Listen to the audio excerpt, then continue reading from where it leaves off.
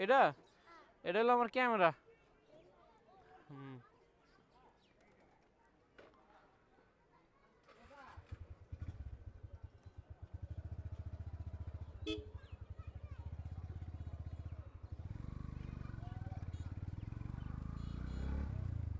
বাচ্চারা জিজ্ঞেস করছিল যে এটা কি ক্যামেরা, আমার এটা কি বাইক জিজ্ঞেস করছিল এটা কি R15 নাকি, পরে বললাম যে না এটা R15 না, এটা হচ্ছে ইয়ামাহা ফেজার।